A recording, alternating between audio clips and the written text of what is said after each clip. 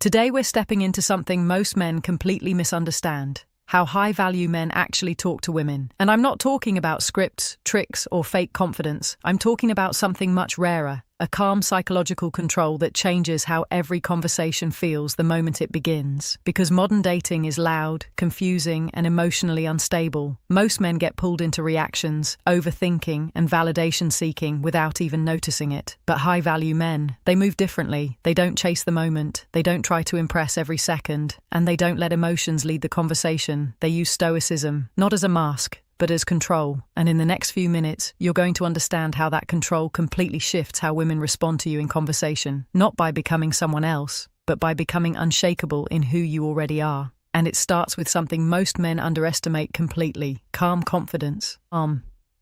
Because here's the uncomfortable truth: if you're emotionally reacting to everything she says, you're already losing influence in the interaction. High-value men don't get pulled into emotional swings. If she teases, tests, or shifts the energy unexpectedly, they don't rush to fix the moment. They stay steady, and that steadiness creates something most men never realize they're lacking: presence.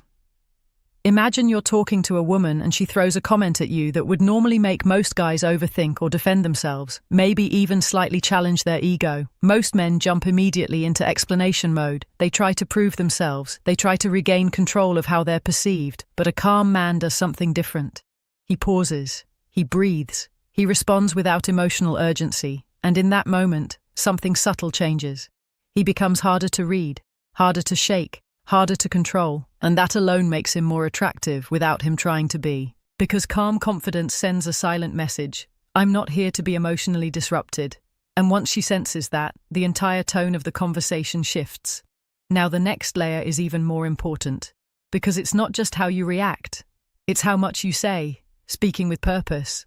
Most men talk too much because silence makes them uncomfortable, so they fill every gap, every pause, every moment with unnecessary words. But high-value men don't speak to fill space. They speak to create impact. And then they allow silence to do part of the work for them. Because silence isn't awkward when you're grounded. It becomes powerful. It creates tension, curiosity, attention. And suddenly she's paying more attention to what you're not saying than what you are. Think about the difference. One man talks constantly, trying to keep her engaged. Another man speaks less, but every word lands with weight. That difference is felt immediately. For example, instead of overusing compliments like most guys do, he might say something simple but intentional like, "You have an interesting way of seeing things," and then he stops. No over-explaining, no chasing her approval, no filling the silence afterward, just space. And in that space, curiosity starts building on its own, because now she has to lean in mentally to continue the conversation. That's where real engagement begins. Not from talking more, but from saying less with meaning. And then comes something most men never properly develop: emotional detachment, especially when rejection enters the picture, because this is where most men collapse internally without showing it outwardly. If she loses interest, pulls away, or simply doesn't respond the way they hoped, their entire emotional state shifts instantly. But high-value men don't personalize it. They don't turn one moment into a reflection of their worth. They understand something most people never fully accept. Not every interaction is meant to go anywhere. And that's fine. So when rejection happens, they don't chase emotional closure. They don't try to reverse the outcome. They don't spiral into overthinking. They stay composed. Because their confidence isn't built on whether one woman approves of them. It's built on something deeper: identity. And here's where the dynamic changes completely. Because when a man is unaffected by rejection, he becomes unpredictable in the best possible way. Not emotionally unstable, but emotionally free. And that kind of energy is rare enough that it naturally creates curiosity in the people he interacts with. Because most men are emotionally readable, but the man who doesn't collapse under rejection, doesn't lose his center, and doesn't chase validation, that man stands out in silence long before he ever says another word. And that's where everything starts shifting. And that's where his real advantage comes from. He understands something most men never fully grasp. His confidence isn't tied to a single woman, a single moment, or a single outcome. He's thinking in the long game. And when you operate like that, rejection stops feeling like a failure and starts feeling like information. Just feedback, nothing more. That's why emotional detachment changes everything. Because when a man doesn't collapse after rejection, he doesn't just appear stronger, he becomes unpredictable. and unpredictability creates curiosity. Now imagine this shift in real time. A woman pulls away or shows disinterest, expecting a reaction, maybe frustration, maybe chasing, maybe emotional discomfort. But instead, she gets calm acceptance. No anger, no overreaction, no attempt to force a different outcome, just quiet composure. And that silence often does something unexpected. It makes her question her own decision, not because you played a game, but because you didn't react like everyone else. And that difference is what creates presence. So when rejection happens, a high-value man doesn't negotiate with it emotionally. He doesn't chase validation in that moment. He simply acknowledges it, respects the interaction, and moves on with his energy intact. That alone sends a very clear message. I don't lose myself over temporary moments. And that's where attraction dynamics begin to shift in subtle ways most men never notice. Now let's go deeper into something that defines emotional control in real time: composure under pressure. Because it's easy to stay calm when nothing is at stake. The real test is when tension enters the conversation, a disagreement, a misunderstanding, a moment where emotions start rising on both sides. Most men lose themselves here. They raise their voice, they become defensive, they try to win the argument instead of understanding the dynamic. And in that exact moment, perception changes. But high-value men do something different. They slow everything down internally. Even if the situation becomes heated, they don't let their emotional state mirror the chaos. If she challenges them, they stay steady. If she pushes buttons, they don't escalate. If the tone shifts, they don't follow it downward. Because they understand something critical. Control is not loud, it's stable. And stability in emotional moments signals strength more than any words ever could. Women naturally pay attention to how a man behaves when things aren't smooth. Because that's when character becomes visible. Not in compliments, not in flirting, but in pressure. And the man who stays composed under pressure becomes mentally unforgettable in ways he doesn't even try to be. Now this same principle extends into something even more overlooked: active listening. In a world where everyone is mentally half present, most conversations are just people waiting for their turn to speak. But high-value men don't operate like that. When he's in a conversation, he's actually there. Not preparing his next line, not trying to impress, not mentally drifting away, just present. And that presence changes how the other person feels in the interaction. Because being heard fully is rare now. Most men respond, but few truly listen. So when she speaks and realizes you're not interrupting, not rushing, not redirecting the conversation back to yourself, something subtle happens. She slows down, she opens up more, she invests more emotionally into the exchange. Not because you forced it, but because she feels it. And that feeling of being understood becomes the bridge to deeper connection. Simple things matter here. Eye contact that doesn't drift. Responses that actually reflect what was said. Small follow-up questions that show you were paying attention. These are not techniques, they are signals of presence. And presence is what makes conversations feel different from the rest of her interactions. Now there's another layer underneath all of this that most men underestimate completely. Body language. Because before a word is spoken, the message is already being delivered. Your posture, your stillness, your eye contact, your movement, all of it is communicating something about your internal state. And people pick up on it instantly, even if they can't explain why. A man who is grounded doesn't rush his movements. He doesn't fidget to fill silence. He doesn't shrink his presence in a room. He doesn't avoid eye contact out of uncertainty. Instead, he occupies space naturally, not aggressively, not performatively, just with calm awareness. And that's where presence becomes visible before conversation even begins. Because long before you speak, people are already deciding how they feel about you based on how you carry yourself. And once you realize that, everything starts to shift in how you move through the world. And when a man carries himself that way, without rushing, without trying to force attention, people feel it immediately. There's a quiet authority in controlled movement, the way he holds eye contact without tension, the way he pauses before speaking, the way he walks into a room without needing everyone to notice him. It communicates something powerful before he ever opens his mouth.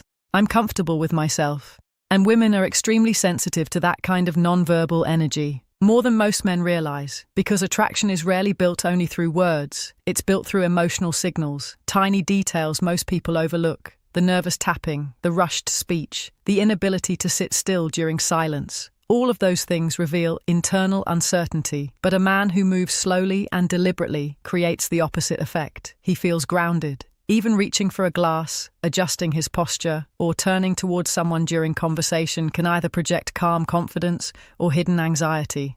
And the difference is almost always in the pace.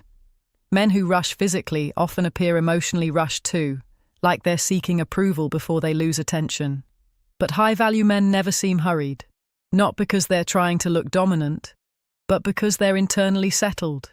That's why slowing down changes your entire presence. Not artificially, not theatrically, just becoming more aware of how you carry yourself, standing taller, holding eye contact a second longer, removing unnecessary nervous movements. These subtle shifts completely alter the energy you bring into conversations, and once your physical presence becomes more controlled, the next level begins to reveal itself.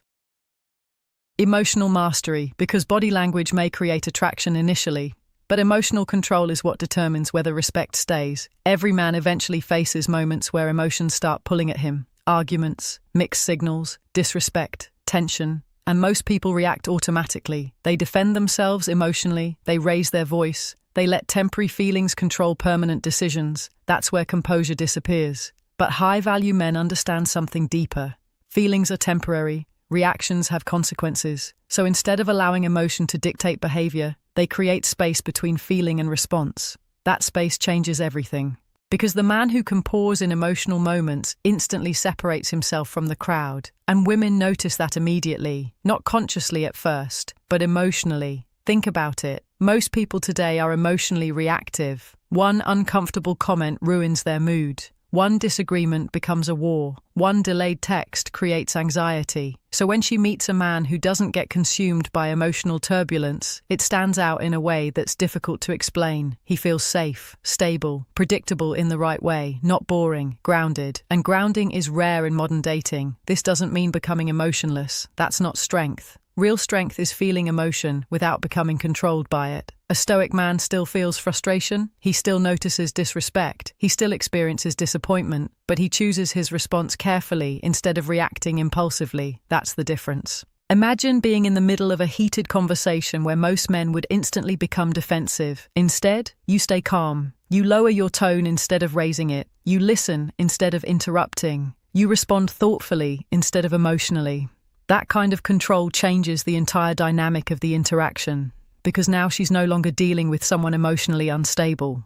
She's dealing with someone centered, and centered men are difficult to shake. That's why emotional discipline creates attraction beyond appearance, money, or status. It creates trust, and trust is what makes emotional connection deepen over time. Now here's where conversations become even more powerful, the questions you ask, because most men stay trapped in surface-level dialogue. What do you do? Where are you from? What kind of movies do you like? Predictable questions create predictable conversations. But high-value men know how to guide conversations into something more meaningful. Not through interrogation, through curiosity. There's a difference. A thoughtful question immediately changes emotional engagement because it makes her think instead of perform. Instead of asking something generic, you ask something that reveals personality. What's something you've always wanted to do but never talked yourself into? What kind of people drain your energy? What's a moment in life that changed the way you see relationships? Now the conversation has depth. Now she feels emotionally involved instead of casually entertained. And that's what most men misunderstand. Women remember how conversations made them feel, not just what was said. When you ask thoughtful questions, you create emotional openings most people never reach. Because now she's no longer talking to someone trying to impress her. She's talking to someone who actually sees her. And in a world filled with shallow interactions, that kind of attention becomes unforgettable. Especially when it comes from a man who remains calm, grounded, and fully present while she speaks. That combination creates a kind of connection most people spend years searching for without realizing why it feels so rare. And when you move past small talk and surface-level exchanges, something subtle begins to shift. You stop trying to fill silence, you stop performing, and instead you start actually seeing the person in front of you, not as a moment to impress, but as a mind to understand. That's where deeper connection begins. Because when a woman feels like she can speak freely without being rushed or judged, she opens up in ways most men never experience. Not because you asked the perfect question, but because you created the space for honesty. And that's what makes those conversations stay in her memory long after they end, not the topic, the feeling. So instead of default questions, you start leaning into curiosity that has weight to it. Questions that slow the conversation down just enough for her to think, not perform, reflect. And in that reflection, she reveals parts of herself she usually keeps hidden. Dreams she never says out loud. Thoughts she rarely shares. Experiences that shaped her more than she admits. And without forcing anything, you become part of that moment of opening. Now, this is where most men still misunderstand attraction. They think it's about saying more. But it's actually about meaning more with less, which leads into something even more overlooked. Confidence without ego. Because confidence and ego often get confused, but they create completely different energy. Ego tries to prove. Confidence simply exists. A man with ego needs recognition. A man with confidence doesn't chase it. He doesn't talk to impress. He doesn't inflate his worth. He doesn't turn conversations into performances. Because he's not trying to be seen as valuable. He already knows his direction. And that certainty shows up in the smallest details. The way he speaks without rushing, the way he listens without interrupting, the way he stays steady even when there's nothing to prove. And women notice this immediately, even if they can't explain why. Because ego feels loud, unstable and reactive, but real confidence feels calm, grounded and unbothered. And that difference is everything. The more a man tries to prove his value, the more he exposes uncertainty. But the man who doesn't need to prove anything becomes harder to read in the best possible way. He's not seeking approval, he's simply present. And presence like that creates intrigue without effort. Now this leads into something just as important as how you begin conversations. How you end them.